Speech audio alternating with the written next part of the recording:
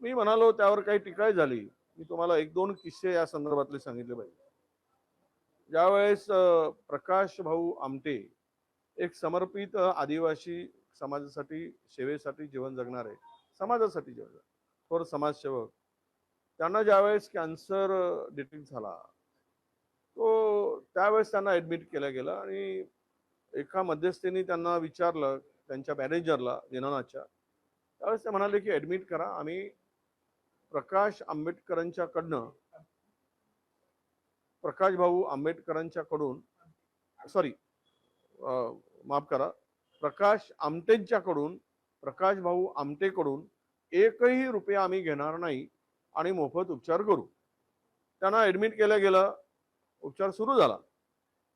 नंतर त्यांनी बाहेरून काही औषधी मागवावे लागतील म्हणून त्यांच्या आप्तेष्टाकडून 5 लाख रुपये हॉस्पिटलमध्ये जमा करायला लावले प्रकाश भाऊ आमटेंच्या उपचारासाठी. हा एक मोठा किस्सा आहे. म्हणजे थोर समाजसेवक महाराष्ट्र भूषण त्यांना सुद्धा त्या हॉस्पिटलने सोडलं नाही. त्याच्या पलीकडे जाऊन एक उदाहरण तुम्हाला सांगतो की मी म्हणजे खरं तो मुद्दा आता काही वर गेले, त्यांचा मृत्यू झालाय, स्वर्गवासी आहेत, बोलू नये. पण ज्यावेळेस नागपूर कॉर्पोरेशनचा एक महोत्सव होता आणि त्यावेळेस विदर्भ साहित्य संमेलन, त्या कार्यक्रमाच्या मंचावर लता दीदींनी सांगितलं होतं की आम्ही विदर्भ साहित्य संमेलनासाठी मी गायला तयार आहे आणि मोफत.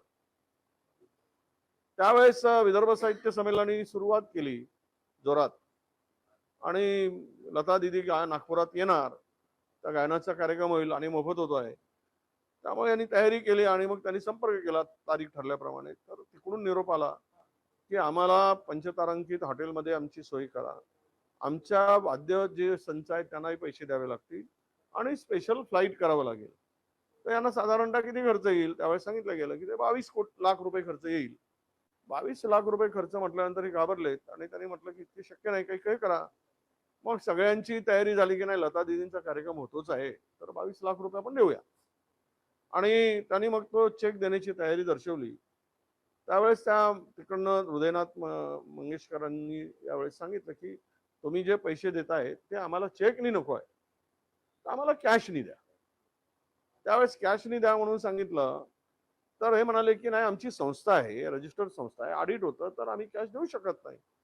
किमान मग त्यावर असं ठरलं की तुम्ही पैसे आम्ही देतो, आमचं मंडळ, विदर्भ साहित्य मंडळ, पण त्याच्या बदल्यामध्ये तुम्ही रिसिप्ट द्या.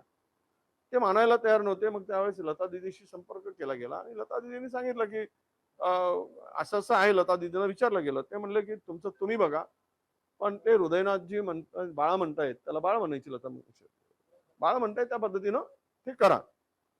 हे काही शक्य होणार नव्हतं, कारण 22 लाख रुपये देऊन नागपुरामध्ये एवढा पैसा उभा करणं, पुन्हा त्यातल्यावरचा ऍडव्हर्टाईजचा खर्च वगैरे, त्यावेळेस तो कार्यक्रम रद्द करावा लागला.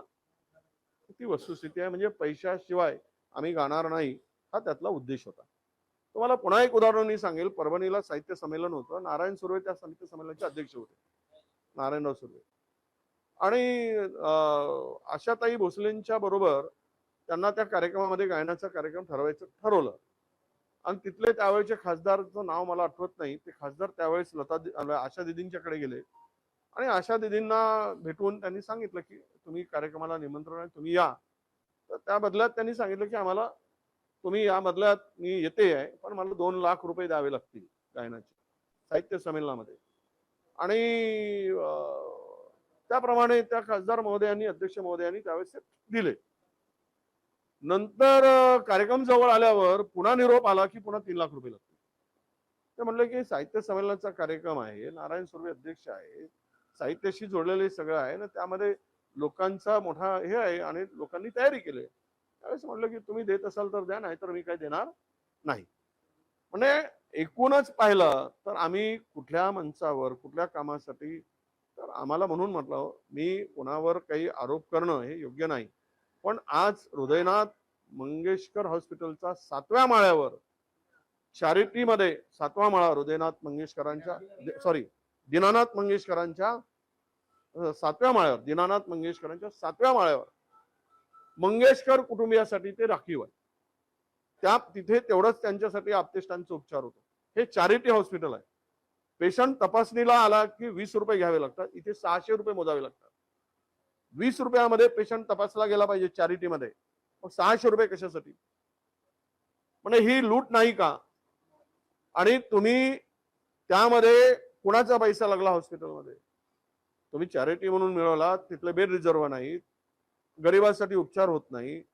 आणि हृदयनाथ मंगेशकर हॉस्पिटलच्या 7व्या माळ्यावर जर तुम्ही तो रिझर्व ठेवताय VIP आणि 5 स्टार मध्ये सरकार निर्माण करून, ते गरिबांसाठी हॉस्पिटल आहे का?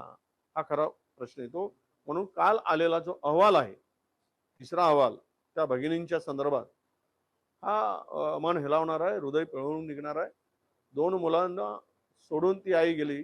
वेळीच उपचार झाला असता तर त्या मायमाऊलीचं जीवन आम्ही जीव वाचवू शकलो असतो. हाच त्या अहवालाचा अर्थ निघतो आहे. वेळीच उपचार झाला असता तर. पण उपचार न करून तिचा जीव घेणाऱ्यांना सरकारने सोडू नये. तो कितीही मोठा असू देत, किती लागेबांधे असू देत, किती नावलौकिक मिळवलेला मोठा माणूस असू दे, त्याला सोडता कामा नये. तो ज्याने चूक केली ती चूक आहे. तो कितीही मोठा असेल तरी ती चूक लक्षात घेऊन कारवाई व्हावी, ही स्पष्ट मागणी आमची आहे.